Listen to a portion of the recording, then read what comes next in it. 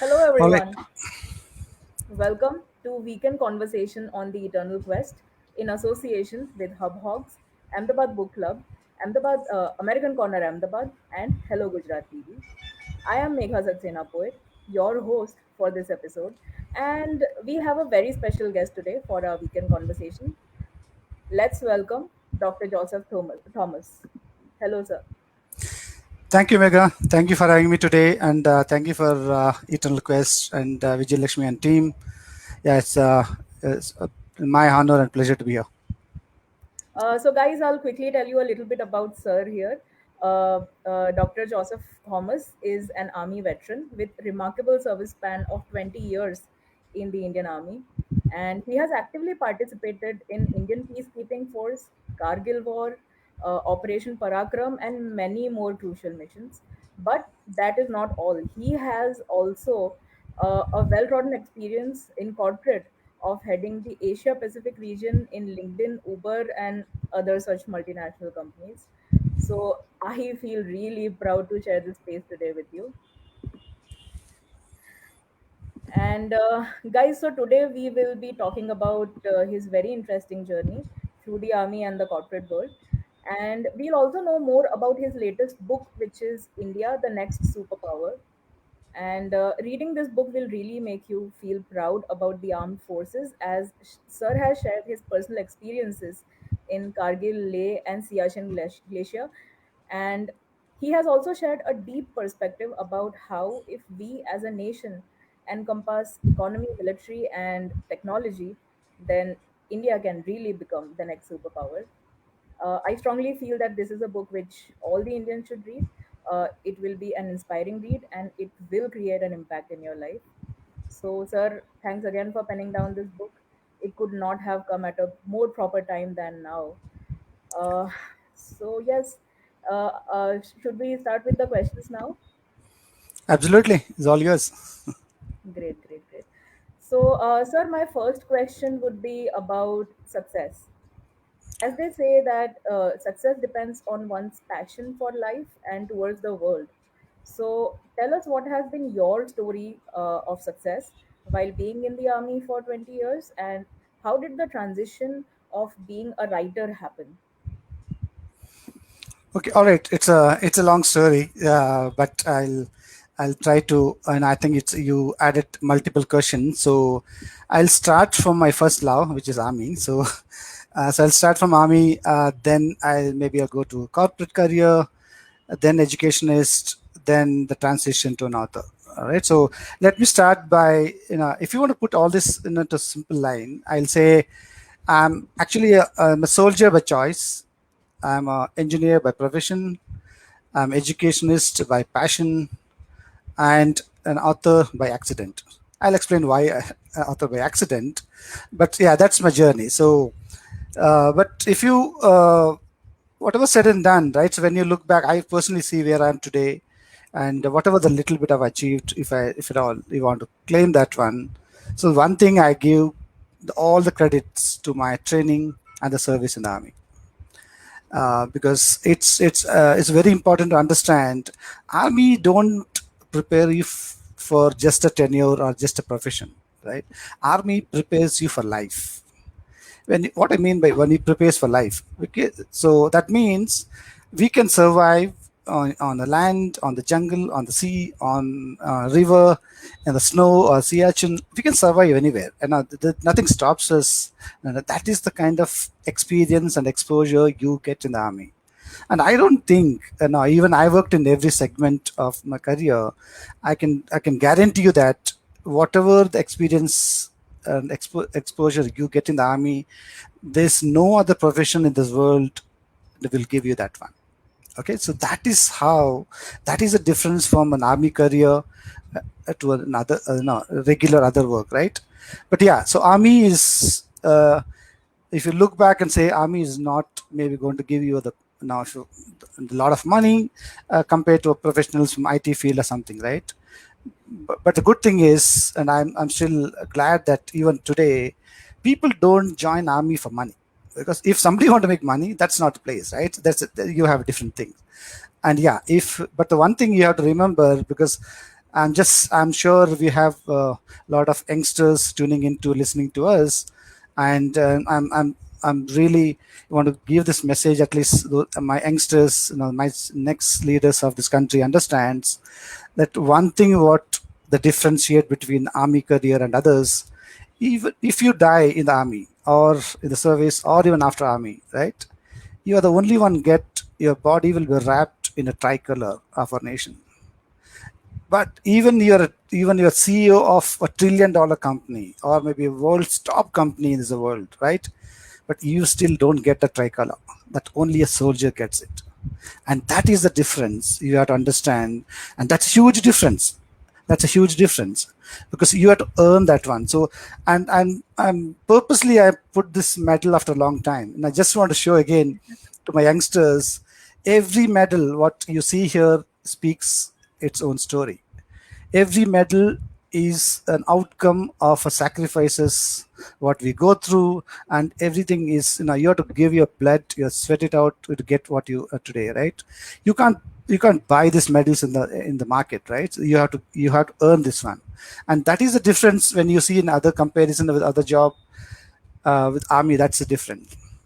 And things comes to from a profession, right? So one thing I want to highlight to all, I'm sure some of the HR managers, if at all somebody go and listen to the story, I think a lot of people think that the army man is good for security. It's a myth. Army men, and I told you that army it prepares you for life. Army people or any defense guys are extremely good in human resource management, personal management, telecommunications, or logistics, or a supply chain, or in the best of the, I can say, the designers or the engineers or the doctors of the world. And you just tell me what is it we don't do. We do everything. I'm sure you see anywhere in the world there's a disaster, there's a flood, there is a thing when everybody is say, okay, so what to do, right? When we look for a solution, that's where we come into picture. When people see what next, and that's where we come into picture, and that is the difference. And now what we can make in other things. So we are extremely good in multiple domains, not just one, because in your service you get an opportunity to work on administration or the finance or the training, or you just name it, what happens in an entire company.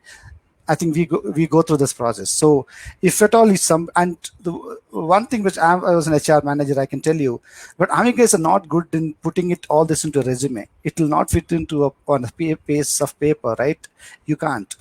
But yeah, if at all get a chance, opportunity, if you meet any of the army guys, I can tell you, just blindly go hire him. Don't see, maybe he's not extremely good in English, maybe mother tongue accent, not kind of thing. Don't worry about it. So he will not let you down. The one thing I can guarantee you, that one. So that's a journey of an army. That's a journey of a soldier. And so after Kargil, I realized I think it's a long service. So, and when my son was born, I was not even here. I was in Kargil, right? So, and that's another side of the story. So what is your passion you want to do for the country? But end of the day, somewhere I see your family also pay the price and sacrifices for your support, your passion. Then I decided to take premature retirement in 2001, and luckily I did my MBA in HR by the time, and I joined a company called Sykes in 2001 in Bangalore as HR manager. I didn't join as security, so that's a good to my now that my MBA, which helped me to now get into the corporate.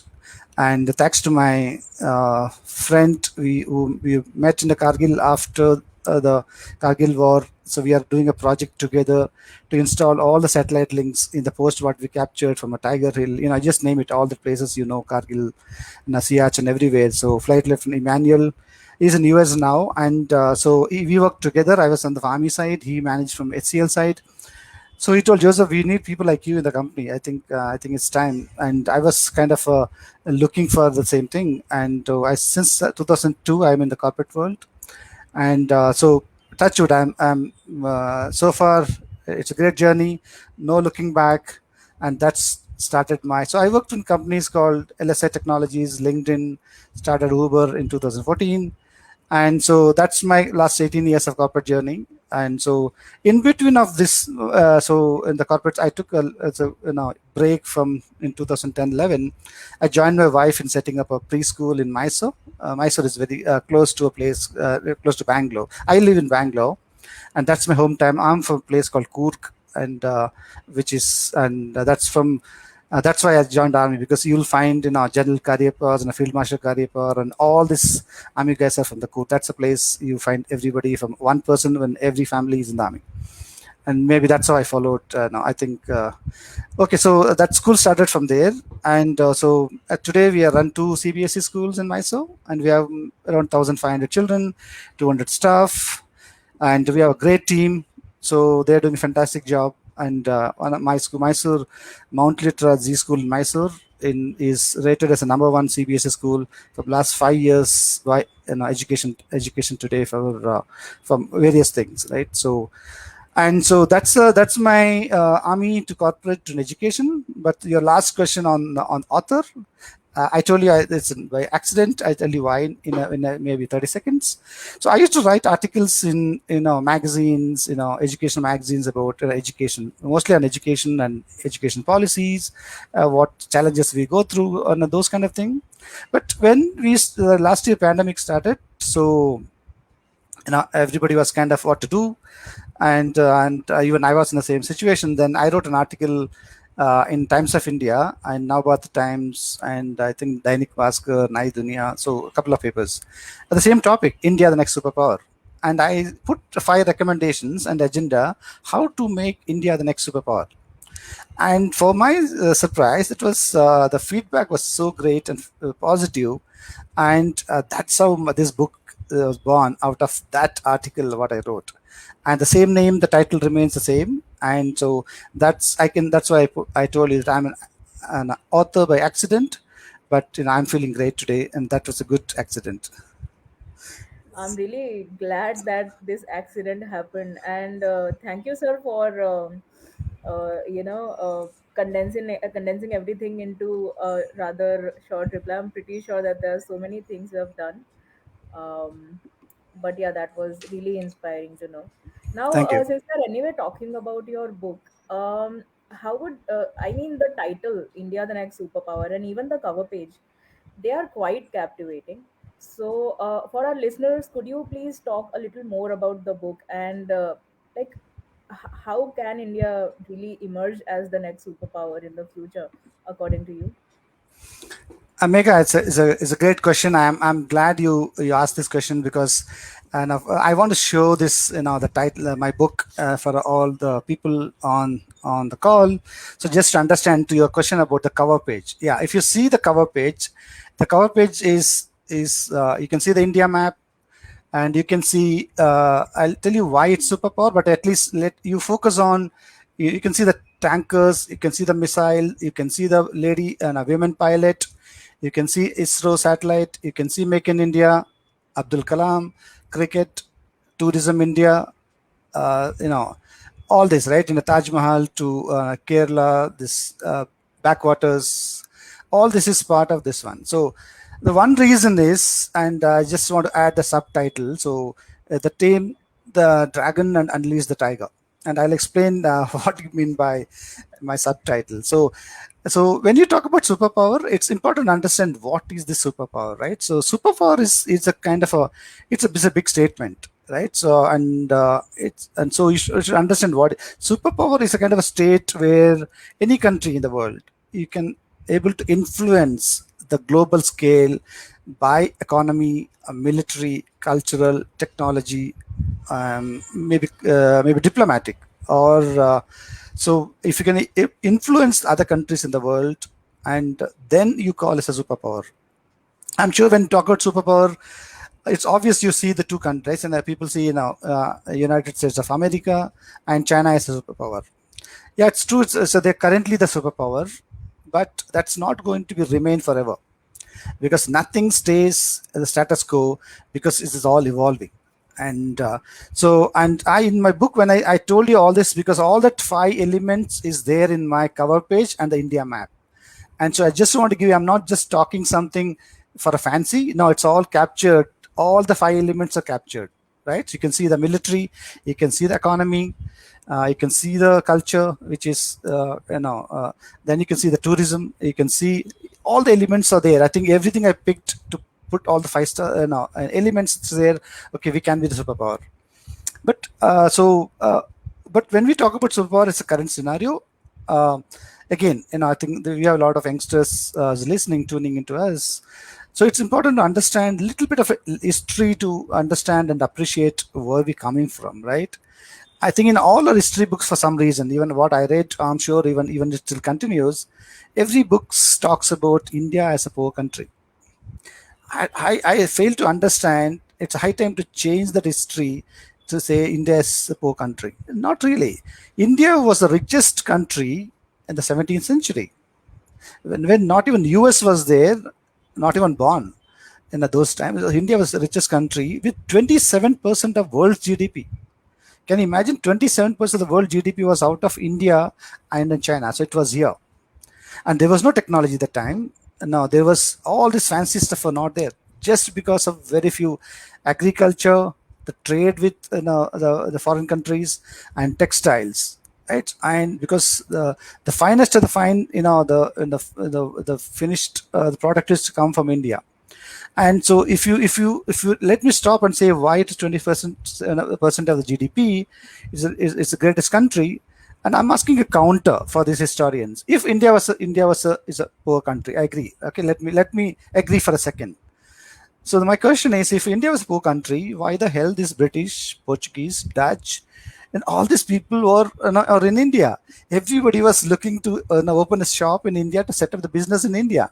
That means India was not a poor country. Nobody goes to poor country to make And establish he was business. called Sone ki Chidiya as well, right? Absolutely. And even those 17th century, you will see in history talks about so much of trade between India with the even up to the Gulf countries, up to Israel, and all part of the world. We used to do trade, and it's a different system. But no, the people used to come here for spices, and we used to send Indian goods, and we used to from cotton, and so many things used to go from India, and that is the trade was happening. This is I'm talking about even centuries ago. That means India was not a poor country. So just make sure and write in a bold letter, India was the richest country, but after 200 years of British rule, exploitation, plunder, loot, all kinds of nonsense, British made us to bleed and left us with 90% of people under poverty line and 70% literacy. When we got independence in 1947, we are only 17% literate Indians, and 90% of the people are on the below poverty line. So that is what we inherited 74 years back. We are going to celebrate 74 years of independence. Just imagine. So why I told you it's important to understand our history and the legacy. So from that 90% kind of a poverty, today we are at in the world's largest economy, number 5 today, and with 3 billion economy. And just now you see the gap between these two. So, and you can see the compare from those numbers, you'll understand. But the only difference is India, the historians of the modern India was mostly were close to British, because their job is to write something to please the Britain, so that they get their benefits from there, and they always put something wherever British fought with India and they won. But there are hundreds of cases where Indians fought, the smallest of the small Indian states fought with British, and we won. It was not captured in a big way, so with a small letter, because historians find it's not important to highlight those victory. It's a biased history, right? So that is why I want to bring this confidence back and say, no, we are richest country. We used to be richest country, and now from today's contest, when nothing was there, we're the richest country. But today, just imagine. So there's no 90% poor people. We are not 70% literate today, right? The world's second largest English-speaking population is India. If you see the demographic of India, from the youngest population of the world is India. And that's why I'm reiterating a point. India, the youngsters are the future of this country. They are going to make this country superpower, not you and me, because and so they have all that at a disposal to make this country the next level. So now you can talk from now. I think now we are pure in terms of numbers from GDP. So we are fifth largest economy in the world today. So almost 3 trillion economy. And if you want to put into purchase power parity, we are 11.3 trillion economy. It's huge. So US is number one. It's around 21.5 trillion. China is number two with around 14 trillion. So third one, I think, is Japan is 5 trillion. Next one is Germany with 3.5 trillion. So we are fifth with 3 trillion economy, 2.94, let's say 3 trillion. So we just took over UK and France in 2019. So they are sixth and seventh. So when I'm talking about fifth, I'm so happy that the same people, Britishers, who looted so much money from India, after 74 years, they are below us. And I think let me give you another other numbers of this loot, right? So I think 200 years, and I think there was a study. It shows British looted 45 trillion dollars from India in the 200 years of in the British rule. What is 45 trillion of 200 years back? You just put this into number. What is trillion? It's a huge number, right? So let's say um, Apple is a 2 trillion company, right? Microsoft and Apple is a 2 trillion companies. That means we're talking about 25 or no 22 times of those companies as that much of money they looted from India. Just see the numbers, and that shows the difference of what we lost. But guess what? Because our the focus on education and the focus on welfare measures today, we are things change. And that is how I'm confident with multiple things, right? So we can definitely be a superpower. But yeah, I think one thing I have to admit, for the interest of everyone, that you will not become superpower by status quo or just by talking. You need to act. You need to put your actions first. You need to clean up your house. We have a lot of shit which is actually blocking us from getting there. And I'm sure over the period of time we'll overcome all these things. And in my book talks about 6-point agenda and what are the things what we have to do to be the next superpower. We don't have time to talk all that, but I think with all these data points, I'm pretty sure that nobody can stop us from being a superpower. Its question is, so when and how. It's a debatable. It's a time frame is maybe different, but let me tell you, nobody can stop us for sure. Because yeah, That's why I feel that every Indian should read the book. They can get perspective, they can get direction, because there's a lot of doubt that goes around even in our own countrymen. So I feel, yes, through this interview, if some people pick up the book, they read it, it will really be a life changing experience. absolutely. Yeah, Uh, everything is captured in the numbers, Meg. I think people read it. I'm not writing any stories. It's a pure numbers, pure possibilities. exactly, that's what I think is it's nothing baseless, it's all on numbers. So, and I feel if we all work together, we can achieve it. Absolutely. um, Now, sir, I remember that before going live we were having this conversation, and you told me about profit with a purpose, about the book. So I would like you to share those thoughts with our listeners today. Okay. Yeah. Thank you, Mega. This is a very, for me, it's a very an emotional collect on this question, because when I was writing this in a book, I actually got a one video, typical, WhatsApp forward from Punjab, one of my friend from Punjab, sharing one video where I see an 80-year-old woman. Her name is Srimati Jagir Kaur. Is a widow and a martyr's mother. She's working under Manrega program as a daily wage laborer. This Manrega is a kind of daily. The government gives the scheme where you can go and work. You get 100 rupees or 150 rupees, whatever. And she's working as a laborer. And I'm talking about 80 years old. She is like my mother, and my mother even can't even walk and do things on her own. And I'm just thinking, as a soldier of, and I think mother of another soldier, and she's working today. It's a shame. I think for us, all of us, it's a shame to see 80 years old have to work as a laborer today. And she is not a normal woman. She's a mother of a martyrs, a soldier. And when you send your son to an army, and I think that mother needs other extremely courageous women to send sons to the army, because when you send, you know clearly that there is no guarantee that you're going to come back, right? So that is a decision that mother takes. And this guy is from 15 infantry Sikh infantry battalion. He died during Kargil in our time, so he was during my time, so on a explosive, and he died. And so, and so technically what happens if you so, and a soldier dies, and it's a wife gets the whatever the government benefit, right? So you get all the benefits. And that is a government, at least government is taking care of that one. I'm not complaining on that. So what happened? So, and it's a process. So after some time, this lady, this widow, got remarried. I think she started her own life, and so then this woman left his husband. So last year, a few years back, this woman also lost her husband. Now she's on her own. She don't even have, because I think usually what happens, I think it's very unfortunate.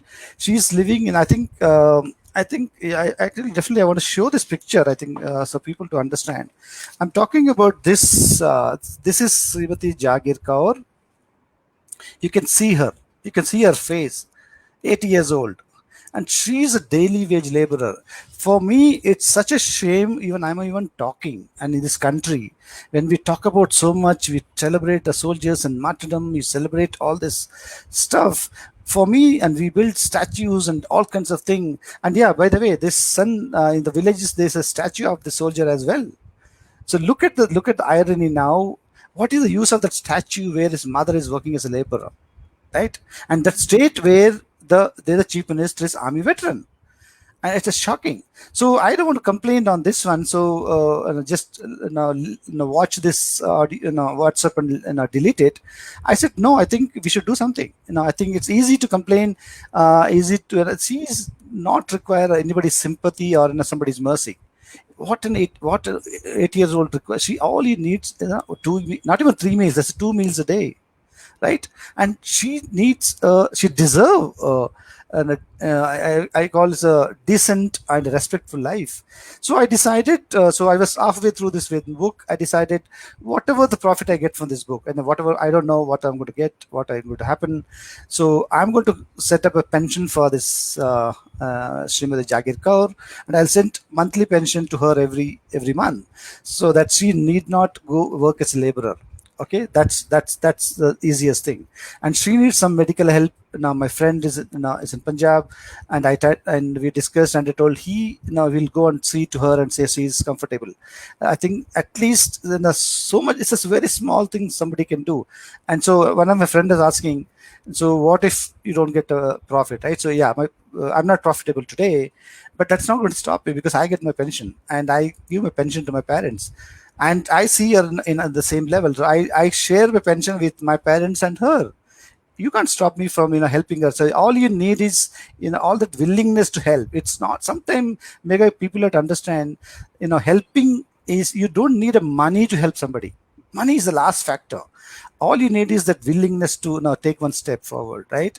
If you give time to that lady, still enough. You go and sit and talk to her for the day, that's still enough. And those are the things which they miss. They're nobody to talk. At least somebody can do that one. It's more than a money. And so to help somebody, money is not important. But yeah, money is required when you need money. That's a different topic. So I think good you raised this question. I'm glad. So people who are listening, or even today or even later, so whenever you order this book, whenever you buy this book, right, India, the next superpower, you're actually helping me to help that lady, right? You're not just by reading for yourself. Now I think you're helping me, because you're contributing to her. So today I can say, and I'm helping. Tomorrow you can say, even I helped to that old lady, because even the smallest, maybe 10 rupees from your book, it goes to her. But again, it's not money, right? You order one book, that profit from that book goes to her. So that all of you, when you buy this book, all of you are helping her just to live a decent life, respectful life. and I request all of you to patronize this one, because I'm just taking only one case now, and I know that there are thousands of martyrs, mother and widows are struggling, even for a meal, sending the children to school. There are so many issues. I'm going to add more people into my to my responsibility going forward. So I think let's, Mother Teresa said, I think let's start with one. I think the one first step, it's good enough. The next step always follows you. Right. That was that was really touching. And now after knowing this as well, I got to feel that you have so many facets to your persona. You educationist, entrepreneur, writer, even a philanthropist now. So I would really like to know that how is the entrepreneur Dr. Joseph different from the educationist Dr. Joseph? All right. So, yeah, I don't actually, honestly speaking, Megha, I don't call myself as an entrepreneur, because a simple reason is entrepreneurs are actually driven by a business. They're the founders of the business. And the entire focus is driven out of business. When you say business, it's also a part of the profit. It's also part of the scaling. So I that's what I rather call myself a social entrepreneur, because you need an entrepreneur skills to be a social entrepreneur. Social entrepreneurs, they are the ones who change makers, right? Like, they don't see and complain, they don't see and crib about it. The social entrepreneurs, kind of, they are the doers. They, instead of complaining, they say, well, let me start something. Okay, if you want to be the part of the change, be the change. You starts with you. And that's why you see this social entrepreneurs are doing a great job, because for them, okay, you need entrepreneurial skills, because you need money, you need funds to support your cause. Without that, you can't you can't do much. But at the same time, but the social engineering is different. Then it's a social cause, be it education on hospital, in a medical care, in an old age home, destitutes, orphanages, even education, skill development. There are so many factors, where you can see the social entrepreneurs are investing and doing something. So most of the CSRs and the large companies, if you see those funds, they also make sure this actually goes to the social cause and the social entrepreneurship. And that is the base of this one. And that's what I want to distinguish between an entrepreneur versus a social entrepreneur. So I like to be a change maker. And so, and end of the day, that's what makes me happy, because I see uh, the result of my investment, result of my thing, see a change. Then I feel, okay, that's my ROI. It's not, my ROI is not how much money I made. My ROI is always, is it impact that person, did your investment change the life of that person? I think all of us, I think, let me give another, an easy example for all of it. In the pandemic time, so I was reading in the paper, right? I think all of us, we have a maid servant or drivers at home. And I was reading, some of these people are not paying this maid servant and drivers, because they're not working. अरे आपने काम ही नहीं किया, क्यों मैं salary क्यों दूं? Just imagine this one. It's a mindset, right? They are depending on you, right? They don't have a word, they are don't get any other things. If you don't pay them, they don't have meals at home. So it's a question of whether they worked or not. All this pandemic or the virus, it's not a gift from these poor people, it's a gift from a rich people who traveled abroad or got from maybe China or US, whatever, right? It was not created in a one slum of India. No, it came from your neighboring country. And who bought this to the country? The rich people, the same people who's telling, "अरे काम नहीं किया, मैं क्यों आपको salary दो?" The same people. And you just imagine now, and you have biggest of the slum thing in India and all. Look at the number of cases in those slums versus in other places. It's alarming. The slums are still in a much better situation than the other no, educated in other societies. So don't blame them for this one. I think this is the time to help them. This is the time to show you really care for them, right? That actions is what makes a difference in their life. If all of us, right, at all of us, today, if you think, you don't need to do big things, right? If you say, okay, I'm going to change a person's life, I'm going to lift this person. If they're here, I'm going to lift this person to here. small things. Start helping them to make sure they are better than last year. Each year, you see. No, I think again, this not required too much of money, because as long as you're going to help them with the daily stuff, or invest on the children's education where they get a better education, children, instead of going to government school and the child labor. I think help them to study in a better school. So if once the children are educated, then this generation is going to change, right? And that is the where your ROI comes from. All of us can do that. You know, need not be a social entrepreneur to do that. All of us can do that. Just imagine one person. All of we both will do. The two people's lives change. It's not a two people, two family. Then we're talking about 5 to 6 people. Just put this into number, right? If you're talking millions of life can be changed by a small action, very small action. And so that is why I'm just doing telling these people, you don't need money to help somebody. You need that mindset, you need that change in your thought process. I think that's a fairly valid point, because you be the change you wish to see in the world, and the times are tough. So every little deed is going to count. So that another really inspiring thing to know from you. Okay. Now, sir, there's a chapter in the book which compares the military strengths of India and China, and I hope this doesn't happen. But if in case it happens and India and China really got into a war, do you think that we can defeat China? This is one of my favorite question, because a lot of people ask this one, and a lot of people also debate on. I see this discussion in all the TV channels and all the WhatsApp university, everywhere this question, right? And people think India is a kind of superpower. India's very strong. Sorry, China is very strong. China is and everything. People admire a lot. I think in the last 15 years of my corporate career, I was managing Asia Pacific, and which is including China. I've been to maybe around 50, at least 50 times to China, and I'll tell you that I'm really admire the way they invested on infrastructure. The kind of the cities not even heard those roads are much better than any roads in India, right? Infrastructure, they invested a lot. There's no doubt. It's a huge. It's a factories of the world. There's so many things. China is doing much better than us.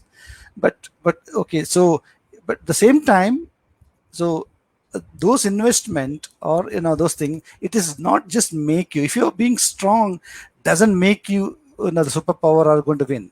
So why China? I'm going to give an example of now Vietnam War, which US fought. Just imagine, in almost 15-20 years, Vietnam is what? Vietnam is one small country. It's just a small country, right? It's maybe a population of maybe an Ahmedabad. That's it. And this US with all this force now fought 15 plus years in Vietnam, and they didn't even win. Finally, they lost so many people. They did everything, but finally, the US has to retreat and go back to US.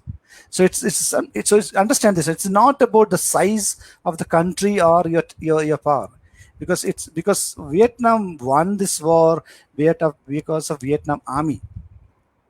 That's important, because of Vietnam people. Okay, so now let me put the same into now an India China thing, right?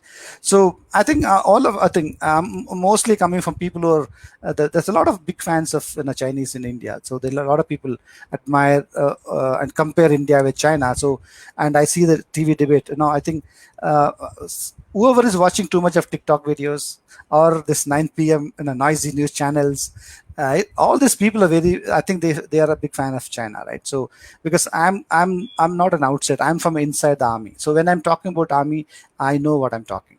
Okay, so let me give this into perspective, right? So in terms of number of army in active force was a reserve, I think uh, China got a China got a more active service personnel than the reserves. India got 1.5 million active service, where they have 2 million. So, but in the reserve, we got almost 2 million. They got around half million. So, that's the number of an army, that kind of thing. But Chinese, what China is talking about? So, all of China is claiming about their fighter aircraft, their missiles are okay. Let me put all this technologies what China is claiming, and that is the strength. But I want to highlight this point. After 1962 war, India lost the war with India and China 1962. Okay, that's the first war with India and China after independence. But that was a wrong war. It was a wrong decision to go with war with China because we had just got independence. Our army was not even unified. It was still scattered between all that. It was a failure of a political and uh, military leadership. I equally blame both. It's a failure of both. But every media or every history talks about India lost 62 war. Again, I'm questioning the same history. Why we are not talking about 1967 India China war? A lot of people not even no, not heard of it. This was 67 war. There was a war in the Ladakh sector or in a Gangtok in a Chola sector. There's a war where Indian army given a bloody nose to this Chinese, and they have to run for their life. We don't talk about it, right? And that is the last in the war, in a technical war with India and China, 67. So 67 war was a great turning point for India. So now you take this back and say today. So all this they claim. So last 50 years, China never fought a war. China got problems with all 16 of its neighbors or any countries, not even neighbors, all 16 to 20 countries, China got a problem because China is a kind of bully, right? He want to poke his nose into every country because that's what makes him happy. And then doing that one, the smaller countries who don't have financial power, then they're forced to go and beg and borrow money from China. So China comes as this big brother bully, this bully you and thing. So that is the small countries. But now you see the 50 years. So in the see people who joined the army in China, they even retired from service, not even fired a single bullet. Now you come to in India now. India is consistently on war since independence, internal or external. Imagine we fought three wars with Pakistan. We had two wars with China. We had Kargil recently. We went our United Nations force in Sri Lanka to just all over the world. Indian army is always engaged in internal in insurgencies or counter or so many things. We are always on the on the war front, right? And otherwise we are national disaster or something. Our people are always engaged. So if you see the comparison now, all this they claim as a big stuff of technology. Chinese, everything is like a Chinese made. Why I'm talking about the Chinese made? When China make a aircraft, they don't take an international certification or quality or the process. They claim that's all it stands for. But that's the Chinese military power armament. Now you just talk about their missiles, tankers, and everything together. Now comes to India. India, all of our military is either make in India or we procure from US, UK, Israel, Russia, France, Germany, all these countries. Why I'm talking about these countries? Because these countries got a very, very stringent process of quality certification. Nothing comes without 10 different level of testing, field trials, and then only it passes. So what we have now, recently we got Rafael. I think Rafael was not something new. It was used extensively in Syria and all this war, everything. So we know we are what getting. Can China claim the same thing? No. It's China. So I think so. You understood both, right? So it's one is Chinese make, one is what we have is Indian, either make in India or no from Europe and US. I think we trust what we have. So now it's a Chinese superpower is like a Chinese crackers, right? I think Diwali you get all crackers from China. What happened to Chinese? Either it works, it doesn't work. That's what people say. China means it works or doesn't work, right? It's like Diwali patakas, right? Don't even bother about Chinese all this talk. It's just like a binary zero or one. But in our case, we are very sure what we are going to get it. So that is the difference. So on what all this other point, if you want to comparison, the Chinese army, I told you, now 50 years there was no war. That means people who joined they retired. So what they did a drill, they had noodles, and they retire. They had salary and they retire. That's not the case with me. In 20 years, I went through Sri Lanka to Kargil, so many things in a short span of 20 years. That's the difference for me. And all these medals don't, you don't come in the market, right? This shows me what Indian Army goes through. Can China show this one? No. And that is a mega the difference. So my the short answer is, don't give too much importance to the China, right? It's like the barking dog seldom bites. Don't care too much about them, ignore them. You trust Indian Army, you trust our people, and in time comes, are people ready to sacrifice their life to protect the integrity and sovereignty of the country? Nobody can come close to India. We don't talk too much, don't market too much, but we know what we are, and nobody can touch Indian Army. That's I think that puts a very clear answer to this question about India versus China. Now, sir, since we were talking about your 20 years journey in the Indian Army, I also read that you have had the opportunity to work with our former President Dr. APJ Abdul Kalam. So, can you just share some stories from that experience? Excellent question. You did some good research on me. So, okay, so uh, everybody knows Abdul Kalam, right? So that's what he is, and I'm going to I can talk about him the whole day. Okay, so because I'm going to talk about what is not in the public domain. So I think there are 100 stories about him in the public domain. Everybody's aware. I'm going to talk about very internal, very inside thing, which I'm sure all of you are not even heard. And it's not a great story, but I just want to point out what is Abdul Kalam means. What is a leader, as an individual, what is this all about Abdul Kalam, right? Maybe two small stories. Let me start from Hyderabad. So there's a institute called DRDL, which is Defense Research and Development Laboratory. So he was a director of the DRDL.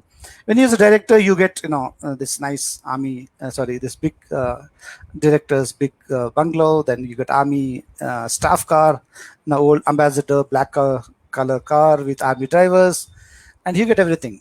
And this director's house is very big. It's a huge mansion. But Abdul Kalam, being Abdul Kalam, he told, I don't want this house. He lock up all the rooms. He keep that one wall on the main hall and one room.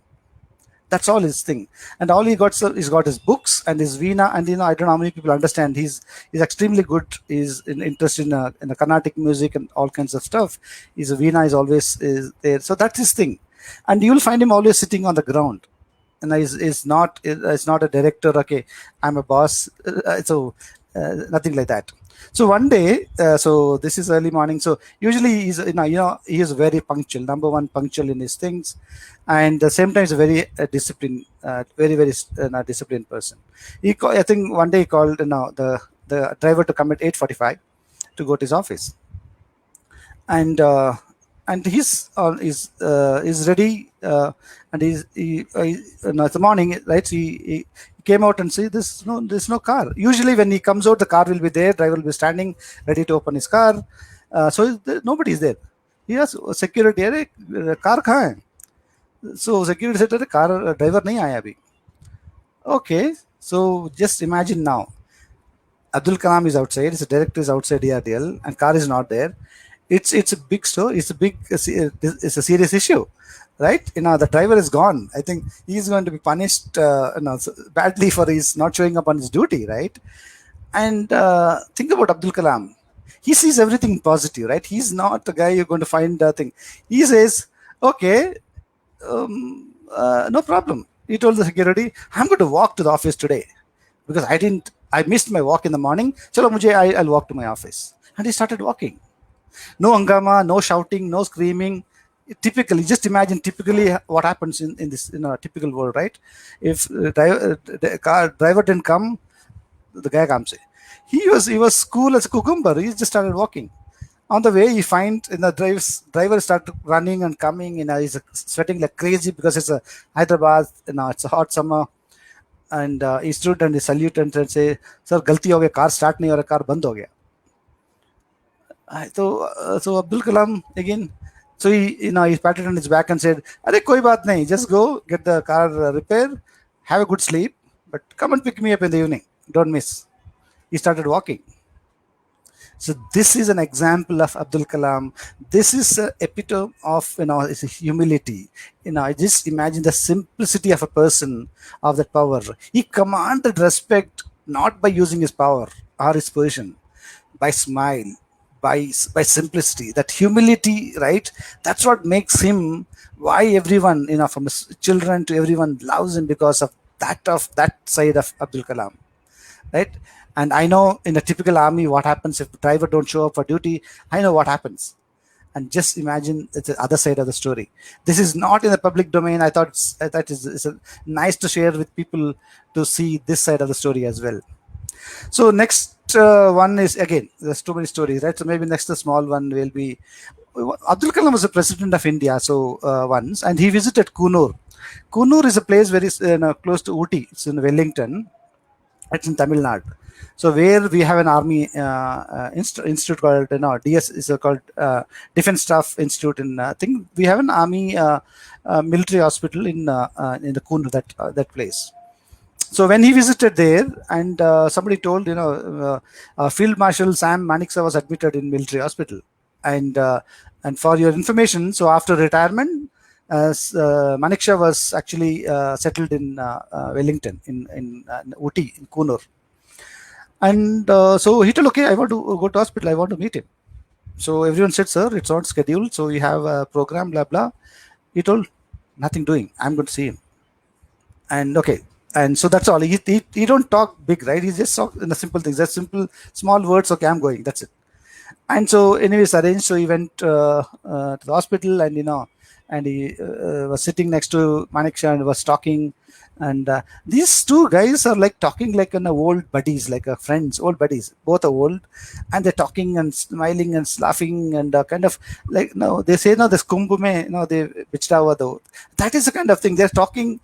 Just look at the kind of US president of India. Just let me highlight that point. He was president of India. He was not a layman or a normal person as going and visiting as a patient. No, president of India, serving president of India, meeting a field marshal, the Maneksha in the hospital, and they're talking like, like old friends.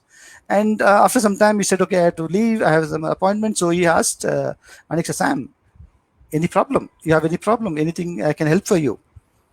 And so Sam was kind of a little, days, I have a problem. I'd, okay.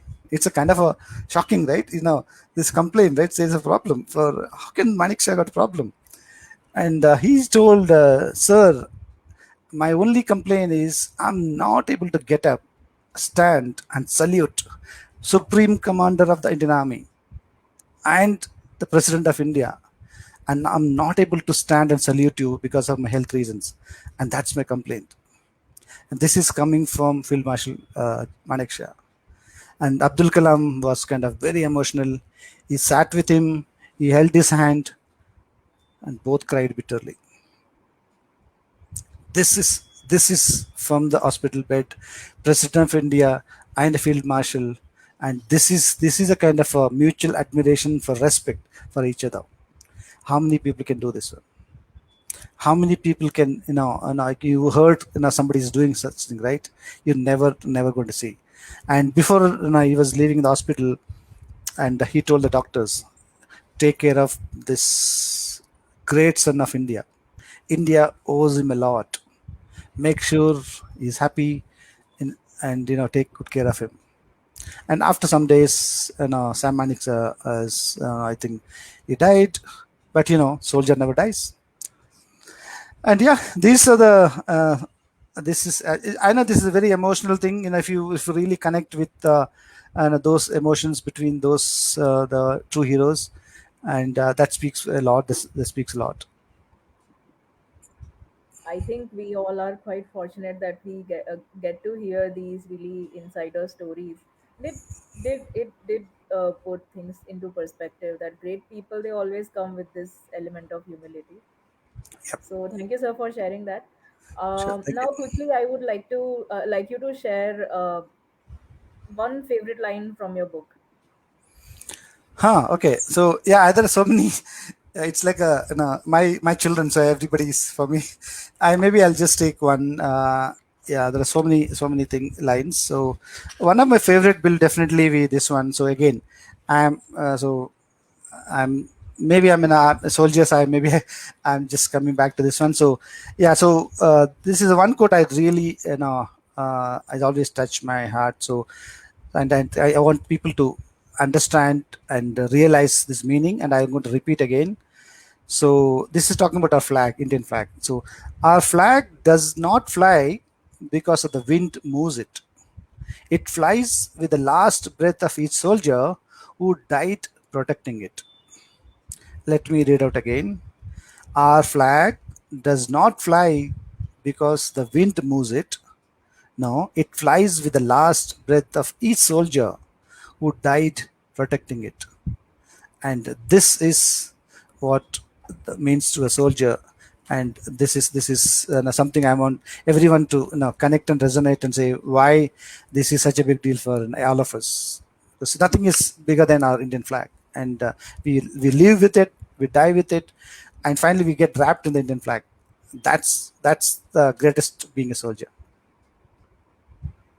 I'm having goosebumps right now. These lines, they mean so much. I mean, you have just put everything in so simple words, but they mean so much. Thank you, Mega. Yeah, and I really feel fortunate and honored to have shared this space with you today and to know about your entire journey, the insider information, stories. Now, I would quickly like to have a rapid fire round. Oh, Uh, so just some quick questions about okay. you. So It's a one word, everything is one word. yes, one word. One word is tough for me. Okay, let me try. But let's try. Okay. Okay. So who is your favorite author? Agatha Christie. Nice. I read Uh, all her books. yeah. What is your favorite tourist place? I've been to 75 countries, but still India, the Goa. Where in India? Goa. Goa. Yeah. Yep. Nice. Nice. What is your definition of success? Success is contentment. For is contained in what you have. Just yeah, happy with what you have. Nice. What is your favorite cuisine? Huh.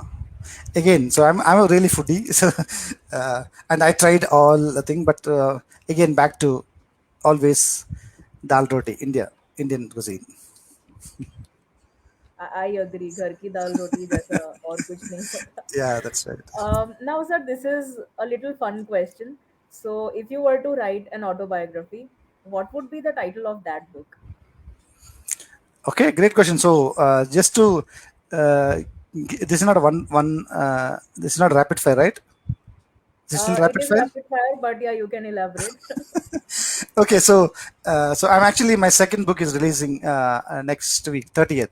Okay, that's second book, uh, and my which is next week. So stay tuned on your wherever you are. So it's a book called Conman in Chief of Capital Coup. It's about Donald Trump and what he did before his leaving, or before he kicked out of from the office. That's about that book, which is next 30th of this month. Second book is so the third book is new India's new education policy, which is going to come in September. And to answer your question, so it's already this framework on my kind of autobiography that's called. Even I have a title for that one. So that's called War Room to Boardroom to Classroom. It's a journey of a soldier from a war room to a corporate career, which is a boardroom, then an educationist to a classroom. So, war room to boardroom to a classroom. That's next year.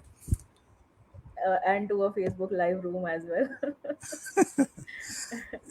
Nice. It was really nice. So we are done with our rapid fire round now. Okay, thank you. Okay, Yeah. So now, since we were anyway talking about your writing journey, quickly I would like to know that this topic is very much talked about within writers, the writer's block. okay. And I wanted to know that if you have ever encountered writer's block, and if yes, then what did you do about it? Okay, I keep hearing this, and I think some I attend some of the conference. Keep hearing this one. Maybe I'm a simple guy. I'm new. I'm a debutant author, so I don't have so much of thing, right? So so I feel I didn't have that kind of thing. But one thing I tell you, if somebody hearing this, listening to my conversation, if you want to be writer, if you're an author, whatever is it, right? So the one thing is there's no better a good day than today. If you want to be, start today. All you need to have is just a basic simple discipline and a commitment. So how it will come, you by talking it will not come. All you have to do is, if you want to commit, just do it. You announce to the world that I'm going to write a book and put a date to that one. So that then it's a responsibility, right? Then you have to, you have to, if once you announce to the world, then that's a responsibility for you to come, finish that one. Otherwise you lose your credibility. That's how it brings responsibility. All you have to do is every day, irrespective Sunday or Monday, write 1,000 words per day. In a month's time, 30,000 words. Your book is done. There's nothing else to do. Nothing as simple as that. But yeah, it's not easy as it sounds. But yeah, that discipline is the key. And once you start writing, and I know that when I'm telling you with all my experience, once you start writing, the creative juice started flowing.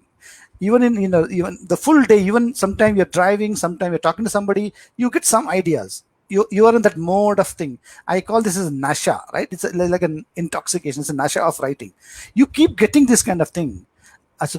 But you should not miss. You have to keep some writing pad, whatever, or mobile somewhere. Just note down that one. You do. I'm sure people laugh when I say this one. I used to get this kind of ideas even 2 o'clock in the midnight. But I used to get up and note down in my thing and say, okay, this, because tomorrow morning you'll forget again.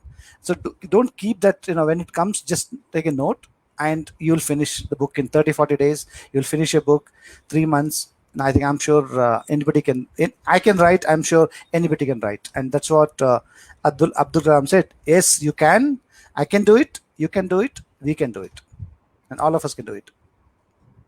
And I agree, as a writer myself, I agree that you capture your ideas and you stay disciplined, then writer's block will not be Yeah, that much of a thing. absolutely, absolutely. So sir, I'll again say this, it's truly been an honor to have you with us today, and we are just about to conclude, so any message you would like to give to our listeners before we conclude?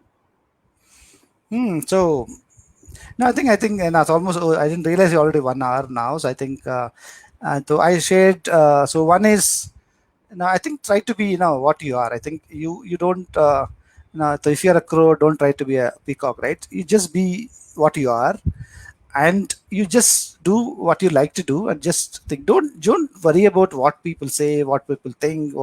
Don't care about all this, because you'll never be perfect in your life, and nobody can be perfect in life. You just go with the flow, and end of the day, what makes you happy, just do that one.